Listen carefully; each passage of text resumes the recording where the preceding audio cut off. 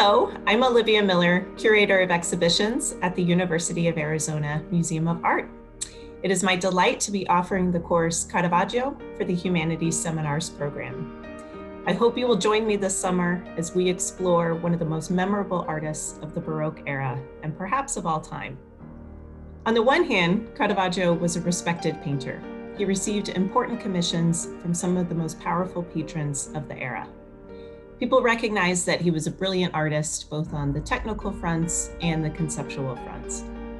He had this incredible ability, particularly for his religious works, to make the intangible tangible. By the same token, there were also artists and other patrons who did not appreciate his work or appreciate his approach because it was a bit non-traditional.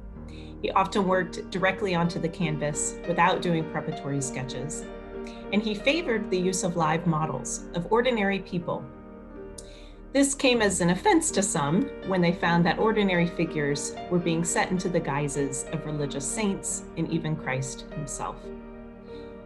People were also quite offended by his unruly behavior, as we can describe it. Caravaggio did not leave behind any sketches. He did not leave behind any journals or any letters. So what we know about his life comes from his biographers, who were often a bit biased in their own ways.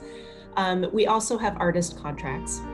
And what he did leave behind was a very lengthy arrest record that included various crimes, including carrying a sword in public, throwing a plate of hot artichokes into a waiter's face.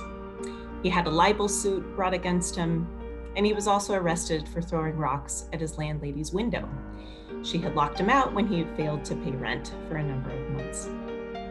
His most famous crime, however, was murder, and that ended up forcing him to flee into exile. And he spent the remainder of his life, a very short life, in exile, and his paintings begin to take a very dark turn. Now, I still remember seeing my first Caravaggio in person about 20 years ago at the National Gallery in London. The painting was The Supper at Emmaus, and it left me awestruck because to stand in front of a Caravaggio painting is almost to be as if you're standing watching a performance. His paintings are lively, the people are realistic, the gestures are dramatic, and they're typically showing the figures at the height of the action. And so they have this very animated sense, there's a livelihood to them, and also familiarity. So I'm very excited to teach this course, and I hope you will join me. The thing I love most about teaching art history, and particularly for the Humanities Seminars program, is that I always find that the people in the class teach me something new. They always notice new things that I never saw before.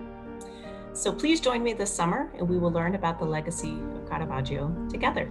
Thank you.